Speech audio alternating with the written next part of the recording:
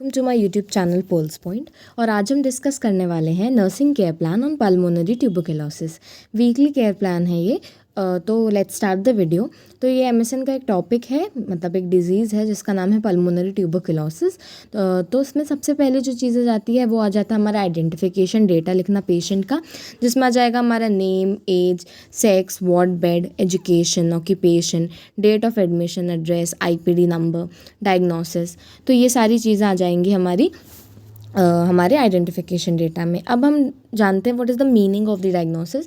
तो pulmonary tuberculosis एक serious infection है जिसको कौन कॉज करता है, एक बैक्टीरिया है जिसका नाम है मायोबैक्टीरियम ट्यूबरकुलोसिस। ये मेरे लंग को इन्फेक्ट कर देता है। आफ्टर दैट ये स्प्रेड हो जाता है मेरे दूसरे ऑर्गन्स में भी। तो यही होती है मीनिंग। इसके बाद हम रिलीजन लिखेंगे, कौन से डॉक्टर हैं जो चार्ज पे हैं या फिर कंसल्टेंट का नेम। फिर चीफ कंप्लेंट्स पर जाते हैं तो पेशेंट हमें बोल रहे हैं कि उन्हें चेस्ट पेन हो रहा है पास्ट 25 डेज से, कफ और फीवर की भी प्रॉब्लम है from the last 1 month. Present medical history लिखेंगे कि करंटली उन्हें कौन कौन सी प्रॉब्लम है। तो पेशेंट टीबी चेस्ट वार्ड में एडमिटेड है सुपर स्पेशलिटी हॉस्पिटल में with the chief complaints of chest pain, fever and cough with blood. फिर आ जाएगा past medical history, past surgical history और प्रेजेंट सर्जिकल हिस्ट्री। फिर हम बनाएंगे फैमिली हिस्ट्री में सबसे पहले आ जाएगा हमारा फैमिली चार्ट फॉलोड बाय जीनोग्राम। तो ये हमारा जीनोग्राम हो जाएगा। इसके बाद हम एनवायरमेंटल हिस्ट्री देखेंगे, कैसा हाउस है, वेंटिलेशन कैसा है, electricity, water supply, socio economic status, कितना पर कैपिटा इनकम है। पर्सनल हिस्ट्री देखेंगे, डाइटरी पैटर्न, स्लीपिंग पैटर्न। तो ये पूरी हो जाएगी हमारी ये तीनों हिस्ट्री के बारे में। इसके बाद आ जाएगा हमारा फिजिकल एग्जामिनेशन, जिसमें हम जनरल अपीयरेंस में देखेंगे weight, activity, mental status, movement कैसा है। उसके बाद हम स्किन के बारे में देखेंगे। स्किन के बाद आ जाएगा हमारा हेड एंड फेस आ जाएगा। फिर आइज़ में हम देखेंगे स्क्लेरा कैसा है, तो पेल हमें देखने को मिल रहा है। कंजक्टिवा, कोई कंजक्टिवाइटिस की प्रॉब्लम तो नहीं है। आई लैशेज़ में कोई इन्फेक्शन नहीं है। ये सारी चीज़ें आ जाएंगी हमारे आइज़ में। इसके बाद आ जाएगा हमारा माउथ, तो लिप्स कैसे हैं, ड्राई है, डिहाइड्रेटेड है पेशेंट क्योंकि। फिर इंस्पेक्शन करेंगे हम एब्डोमेन का, तो उसमें इंसिजन नहीं मिला कोई। परकशन से कोई भी फ्लूइड का अक्यूमुलेशन नहीं है। पैल्पेट करके देखा तो टेंडरनेस नहीं मिली।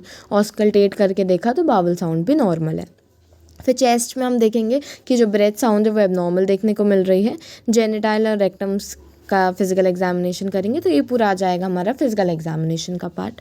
इसके बाद आ जाता है हमारा वाइटल साइन। तो हम 4 से 5 दिन का कंसेक्यूटिव हम वाइटल साइन की मॉनिटरिंग करेंगे। देखेंगे हमें, जैसे डे 1 में आप देख सकते हैं कि पेशेंट को ज़्यादा टेम्परेचर है, मतलब फीवर है एज़ कम्पेयर टू 7 मार्च में। तो ये पूरा आ जाएगा हमारा वाइटल साइन। ऐसा एक पूरा टेबल बनानी होती है।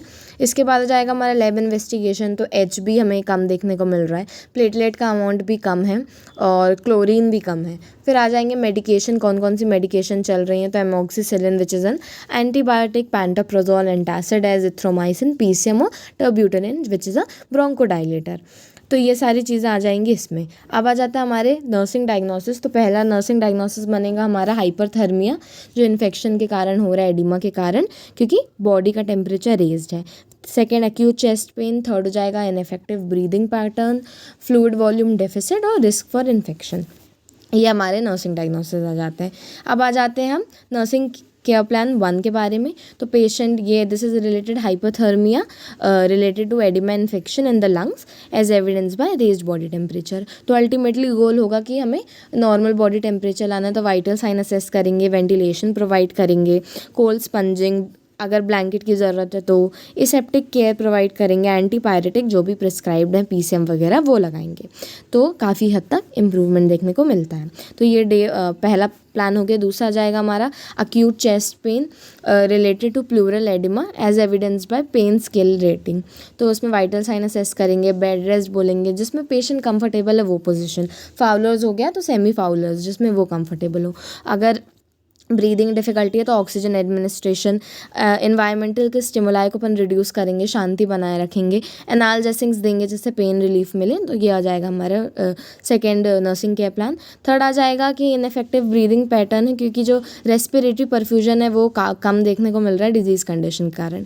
तो रेस्पिरेटरी कंडीशन को मॉनिटर करेंगे, सेमी फाउलर्स पोजिशन प्रोवाइड करेंगे, ऑक्सीजन सपोर्ट प्रोवाइड करेंगे, चेस्ट फिजियोथेरेपी एनकरेज करेंगे, स्पायरोमीट्री ये डिजीज़ नहीं आएगा, दिस इज़ रॉन्ग।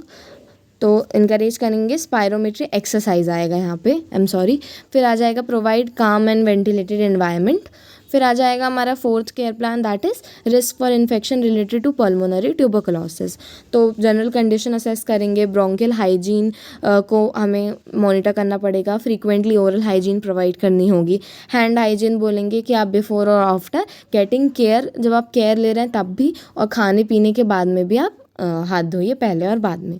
और उनको अपन एजुकेट करेंगे कि कैसे हम एलर्जन को अवॉइड कर सकते हैं। फिफ्थ नर्सिंग केयर प्लान होगा fluid volume deficit related to dehydration due to fever as evidence by skin turbidity. तो वाइटल साइन देखेंगे, इनटेक और आउटपुट चार्ट मेंटेन करेंगे पेशेंट का। लिप्स और स्किन ऑब्वियसली डिहाइड्रेट और डिहाइड्रेशन की प्रॉब्लम है, फ्लूइड डेफिसिट है, तो हमारा जो लिप्स होंगे वो डिहाइड, तो ऑइंटमेंट प्रोवाइड करेंगे। उन्हें बोलेंगे आप प्लेंटी ऑफ फ्लूइड्स लीजिए, ORS ले लीजिए, जो भी IV फ्लूइड इंडिकेटेड हैं वो हम एडमिनिस्टर करेंगे, और सिंपल और लिक्विड डाइट प्रोवाइड करेंगे। हेल्थ एजुकेशन में हमारे ये है कि हम उन्हें बोलेंगे कि आप पर्सनल हाइजीन का मेंटेन करिए, क्लोथ्स को एवरीडे चेंज, अगर बात पॉसिबल है तो लीजिए, नहीं तो हाथ तो मस्ट है धोना before and after eating the meals.